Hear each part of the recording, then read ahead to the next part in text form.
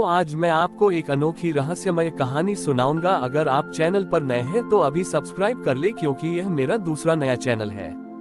तथा कहानी पूरा देखे, अंत में एक अनोखा रहस्य छुपा है। धन्यवाद। तो सुनिए। प्राचीन कौशल राज्य में चंद्रपुरी नामक एक छोटा शांत गांव था। इस गांव में सुचरिता नाम की एक नवविवाहिता रहती थी, जिसका पति सोमदत्त एक कुशल चित्रकार था। सोमदत्त का स्वभाव थोड़ा बेचैन था। वह अक्सर अपनी कला की प्रेरणा और नई शैलियों की तलाश में बिना बताए दूर दूर की यात्राओं पर निकल जाता था, जिससे सुचरिता को बहुत चिंता होती थी। एक बार कार्तिक मास की चतुर्थी यानी करवा चौथ का दिन आया। सोमदत्त अपनी कला यात्रा पर हिमालय की ओर गया हुआ था। सुचरिता ने नगर की अन्य स्त्रियों के साथ निर्जला व्रत रखा, लेकिन उसका मन पूजा में नहीं लग रहा था। वह बस यही सोच रही थी कि सोमदत्त को अपनी कला से अधिक अपने परिवार और अपनी पत्नी के प्रति कर्तव्य का भाव रखना चाहिए। शाम को जब सभी स्त्रियां चंद्रमा की प्रतीक्षा कर रही थीं, सुचरिता ने पूजा की थाली उठाई और अकेले गांव के बाहर एक प्राचीन वट वृक्ष के नीचे बैठ गई। वह वट वृक्ष के तने को स्पर्श कर रो पड़ी और बोली, हे वट वृक्ष, आप तो ब्रह्मा, विष्णु और महेश का वास है। मेरी प्रार्थना सुनिए। मेरे पति की कला की साधना सफल हो, पर साथ ही उनके मन में संतुलन आए, ताकि वे अपनी गृहस्थी की जिम्मेदारी को न भूलें। उसी क्षण वट वृक्ष के पत्तों में एक मंत्र प्रकाश हुआ और एक वृद्ध तपस्विनी प्रकट हुई। उनके चेहरे पर अपार तेज था। तपस्विनी ने सुचरिता से कहा, पुत्री, तुम्हारा व्रत केवल पति की आयु के लिए नहीं, बल्कि उनके चरित्र के सुधार के लिए भी है, जो अत्यंत दुर्लभ है। तुम सच्ची धर्मपत्नी हो। तपस्विनी ने उसे एक ताम्रपत्र दिया और कहा, ये आत्मबोध मंत्र है। करवा चौथ के दिन चंद्रमा को अर्घ्य देने के बाद तुम यह मंत्र मन ही मन जपना। यह मंत्र तुम्हारे पति के मन में आत्मज्ञान का दीपक जलाएगा। उन्हें पता चलेगा कि सच्ची कला बाहर की सुंदरता में नहीं, बल्कि अपने भीतर की शांति और अपनों के प्रेम में है। सुचरिता ने श्रद्धा से ताम्रपत्र लिया और तपस्विनी को प्रणाम किया, जो तुरंत अंतर्ध्यान हो गई। सुचरिता ने गांव लौटकर विधिवत पूजा की। उसने चंद्रमा को अर्घ्य दिया और अपने करवा से जल पीकर व्रत खोला। इसके बाद उसने चुपचाप बैठकर आत्मबोध मंत्र का जाप शुरू किया। उसी समय सोमदत्त, जो हिमालय में एक बर्फीली गुफा में चित्र बना रहा था, अचानक रुक गया। उसे ऐसा लगा जैसे कोई दिव्य ऊर्जा उसके हृदय में प्रवेश कर रही है। उसने अपनी कलाकृतियों को देखा। वह एक खूबसूरत थी, पर उनमें आत्मा नहीं थी। उसे अचानक अपनी पत्नी, अपने घर और अपने अधूरे कर्तव्यों की याद आई। सोमदत्त ने तुरंत अपनी यात्रा समाप्त की और उसी रात घर की ओर वापस चलना शुरू कर दिया। अगले दिन सुबह होते ही सोमदत्त चंद्रपुरी पहुंचा। उसने अपनी पत्नी के चरणों में गिरकर क्षमा मांगी और कहा, प्रिय सुचरिता, मुझे देर से ज्ञान हुआ। मेरी कला की साधना अधूरी थी, क्योंकि मेरा मन भटक रहा था। तुम्हारे प्रेम और किसी दैवीय शक्ति ने मुझे राह दिखाई है। उस दिन के बाद सोमदत्त ने अपनी पत्नी को समर्पित एक नई कला शैली शुरू की, जिसे गृहस्थ सौंदर्य कहा गया। उसने अपने गांव और परिवार के सुख दुख को कैनवास पर उकेरा और उसकी कला में एक ऐसी शांति और पवित्रता आ गई जो पहले कभी नहीं थी। सुचरिता के करवा चौथ के व्रत ने न केवल पति की सुरक्षा की, बल्कि उनकी आत्मा को प्रकाशित किया और उनके जीवन को एक श्रेष्ठ दिशा दी। इस तरह चंद्रपुरी में करवा चौथ का ये व्रत पति के मन की शुद्धि और आत्मबोध का भी पर्व बन गया।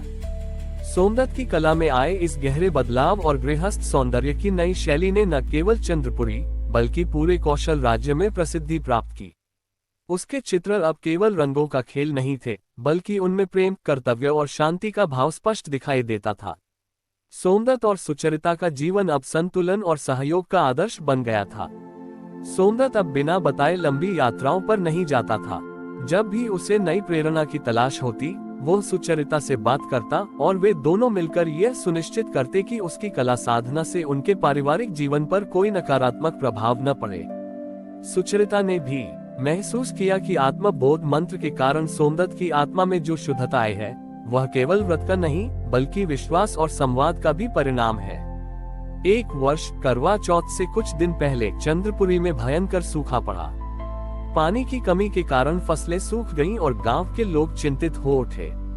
सुचरिता को लगा कि उसका व्रत केवल पति के लिए नहीं, बल्कि पूरे समाज के कल्याण के लिए होना चाहिए। उसने गांव की अन्य महिलाओं के साथ मिलकर सोमदत्त से सलाह ली। सोमदत्त ने अपनी कला और ज्ञान का उपयोग करने का फैसला किया। उसने गांव के बुजुर्गों और किसानों के साथ मिलकर एक योजना बनाई। इस योजना के तहत सोमदत्त ने अपनी सबसे प्रसिद्ध और मूल्यवान कलाकृतियां राज्य के राजा को भेंट करने का निर्णय लिया। करवा चौथ के ठीक एक दिन पहले सोमदत्त अपनी कलाकृतियों के साथ राजा के दरबार में पहुंचा। राजा सोमदत्त के गृहस्थ सौंदर्य शैली के चित्रों को देखकर अत्यंत प्रभावित हुए। सोमदत्त ने राजा से कहा, महाराज, मेरी कला का असली सौंदर्य मेरे परिवार के सुख और मेरे गांव की समृद्धि में है। यदि मेरा गांव दुखी है तो मेरी कला अधूरी है। मैं अपनी ये सारी कलाकृतियां आपको भेंट करता हूं। आप इसके मूल्य से चंद्रपुरी में जल संरक्षण के लिए एक बड़ा तालाब बनवा दें। राजा सोमदत्त की इस निस्वार्थ भावना और कला के प्रति सामाजिक प्रेम से इतने द्रवित हुए कि उन्होंने न केवल चित्रों का भारी मूल्य दिया, बल्कि यह भी घोषणा की कि वह अपनी ओर से एक बड़ा जलाशय बनवाएंगे और उसका नाम सोमदत्त और सुचरिता के प्रेम के प्रतीक के रूप में सौभाग्य सरोवर रखा जाएगा। करवा चौथ की रात जब चंद्रमा निकला, तब सुचरिता ने खुशी और संतोष के आंसुओं के साथ अर्घ्य दिया। उसके पति ने केवल अपनी कला की साधना को पूर्ण नहीं किया था, बल्कि प्रेम और जिम्मेदारी से पूरे गांव का कल्याण किया था।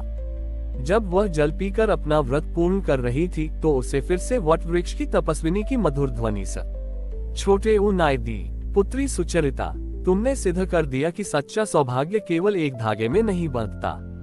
ये प्रेम, कर्तव्य परायणता और त्याग के 3 रंगों से बुना जाता है। तुम्हारा व्रत अब से पारिवारिक प्रेम के साथ साथ लोक कल्याण का भी प्रतीक रहेगा। तुम्हारा आत्मा बोध मंत्र अब समाज बोध मंत्र बन गया है। इस प्रकार सोमदत्त और सुचरिता के जीवन से यह शिक्षा मिली कि करवा चौथ का व्रत पति और पत्नी को केवल आपस में नहीं जोड़ता, बल्कि उन्हें समाज के प्रति अपने कर्तव्यों से भी जोड़ता है। उनका ये त्यागमय प्रेम चंद्रपुरी की लोक कथाओं में अमर हो गया। सोमदत्त और सुचरिता के निस्वार्थ प्रेम और समाज सेवा का ये वृतांत कौशल राज्य के राजा को बहुत प्रभावित कर चुका था। राजा ने सौभाग्य सरोवर का निर्माण न केवल भव्य तरीके से करवाया, बल्कि उन्होंने ये भी सुनिश्चित किया कि चंद्रपुरी गांव को राज्य में एक विशेष सम्मान प्राप्त हो। राजा ने सोमदत्त को अपने दरबार में राज चित्रकार का पद देना चाहा, परंतु सोमदत्त ने ये पद विनम्रता पूर्वक अस्वीकार कर दिया। उसने कहा, महाराज, मेरी कला अब राजमहलों की दीवारों के लिए नहीं, बल्कि जनजीवन की प्रेरणा के लिए है। मेरा सच्चा राज दरबार तो मेरा घर और मेरा गांव है। इसके बजाय सोमदत्त ने राजा से एक और अनुरोध किया। उसने प्रार्थना की कि करवा चौथ के पर्व पर राज्य के सभी मंदिरों में केवल पति की दीर्घायु के लिए ही नहीं, बल्कि दाम्पत्य जीवन में सद्भाव और सामाजिक जिम्मेदारी की भावना जगाने के लिए भी विशेष पूजा का आयोजन किया जाए। राजा ने सोमदत्त की इस दूरदर्शी सोच का सम्मान किया और यह धार्मिक विधान पूरे राज्य में लागू कर दिया गया। इस घटना के बाद सुचरिता और सोमदत्त का जीवन एक नए दौर में प्रवेश किया, जो था विरासत का निर्माण। उन्होंने अपने इकलौते पुत्र सिद्धार्थ को ये सिखाया कि कला और धर्म दोनों ही सेवा और त्याग के बिना अधूरे हैं। समय बीतता गया। सुचरिता और सोमदत्त दोनों ही वृद्ध हो चुके थे। एक करवा चौथ की रात जब चंद्रपुरी गांव में चारों ओर आनंद और उत्साह था, चांद आसमान में अपनी पूरी आभा के साथ चमक रहा था। सुचरिता ने अपने पुत्र सिद्धार्थ की पत्नी शाश्वती को व्रत के सारे विधान समझाए और उससे कहा, पुत्री शाश्वती, इस व्रत में जल ग्रहण करने से पहले एक बार उस आत्मबोध मंत्र का जाप जरूर करना जो तपस्विनी ने मुझे दिया था। ये केवल मंत्र नहीं है, यह मन की शुद्धि का संकल्प है। याद रखना, करवा चौथ का व्रत पति पत्नी को अपने अंदर के अहंकार और स्वार्थ को त्यागने की शक्ति देता है। शाश्वती ने पूर्ण श्रद्धा से व्रत किया। जब वह चंद्रमा को अर्घ्य देने के बाद पहली बार सोमदत्त और सुचरिता द्वारा स्थापित सौभाग्य सरोवर के किनारे बैठकर वह मंत्र जप रही थी, तभी उसे सरोवर के जल में एक अनोखी ज्योति दिखाई दी। उस ज्योति से सोमदत्त और सुचरिता के युवा स्वरूप की एक छवि उभरी। उस छवि ने शाश्वती को आशीर्वाद दिया और आकाशवाणी हुई, पुत्री, तुम धन्य हो। ये करवा चौथ अब एक साधारण व्रत नहीं, ये अखंड सौभाग्य महाव्रत बन चुका है। जो भी स्त्री इस व्रत को प्रेम, आत्मबोध और लोक कल्याण के 3 स्तंभों पर स्थापित करेगी, उसके जीवन में भौतिक और आध्यात्मिक दोनों प्रकार का सुख और सौभाग्य यह हमेशा अटल रहेगा। ये सरोवर और यह गांव सच्ची गृहस्थी का प्रमाण बनकर युगों युगों तक प्रसिद्ध रहेगा। इस प्रकार सुचरिता और सोमदत्त ने न केवल अपने जीवन को बल्कि करवा चौथ के धार्मिक स्वरूप को भी एक अमर और व्यापक अर्थ दिया। चंद्रपुरी गांव की यह कथा अब केवल पति पत्नी के प्रेम की कहानी नहीं रही, बल्कि कर्तव्य, कला और धर्म के उत्कृष्ट समन्वय की एक धार्मिक गाथा बन गई। हमारी और भी आध्यात्मिक एवं अनोखी कहानियां देखने के लिए हमारे चैनल पर जाएं तथा धार्मिक एवं पौराणिक अनोखी कहानियां हमारे चैनल पर है। कृपया जाके देखें तथा हमारे चैनल को सब्सक्राइब करके रखें और वीडियो लाइक जरूर करें। धन्यवाद।